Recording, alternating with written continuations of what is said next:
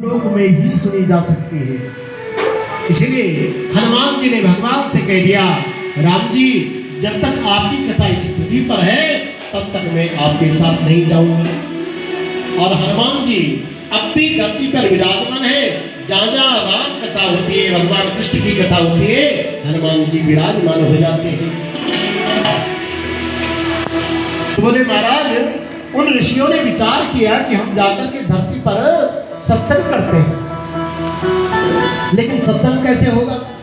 मान में अकेला यहाँ कथा कह रहा होता, आप लोग नहीं होते तो कथा का आनंद था नहीं। कथा का आनंद तब होता है कुछ होता लोग हो, एक वक्ता हो और भी साधक पास में हो, तब जाके कथा का आनंद होता है।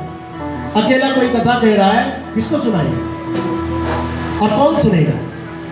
तो सत्संग तो तब होता है जो श्रोता वक्ता का सहयोग जब होता है तब कथा होती है। अब जैसे वैकुंठ से उतरे तो कहाँ उतरे?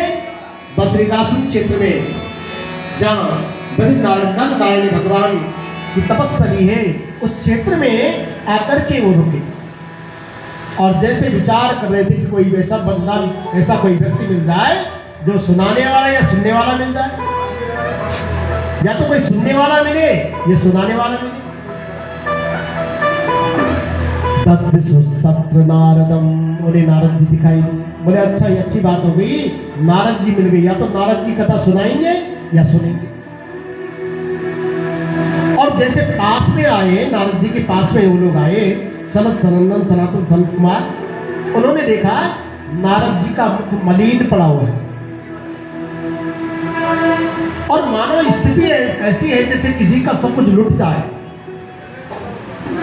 ऐसे नारद जी की दशा। उन चारों भाइयों ने नारद जी से पूछा, कथम ब्रह्मं दीन मुखा, हे नारद जी आपका मुख दीन की तरह उदास क्यों है? चिंता करो भगवान, आपको किस बात की चिंता? अरे भगवान के भक्तों को किस बात की चिंता? संसार के लोगों की, परिवार की चिंता, धन की चिंता, भवन की चिंता, लेकिन भगवान के भक्तों को किस बात की चिंता? कथम ब्रह्मं दीन मुखा चिंता तुरो भवान त्वरितं गम्यते पुत्र गमनम तव। हे ब्रह्मन आपका मुख उदास क्यों और आपको किस बात की चिंता? और त्वरितम गम्यते पुत्र, जल्दी जल्दी कहाँ जा रहे हो गई? भाई जो किसी विशेष काम के लिए जाता है तो बड़े धैर्य से कदम रख करके चलता है, आप तो जल्दी जल्दी भागते हुए जा रहे हो।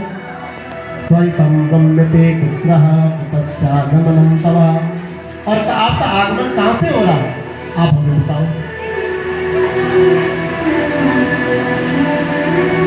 और हमें तो ऐसा लगता है कि आप ऐसे, आपकी दशा तो उस व्यक्ति की तरह है जिसके घर में चोरी हो जाती है।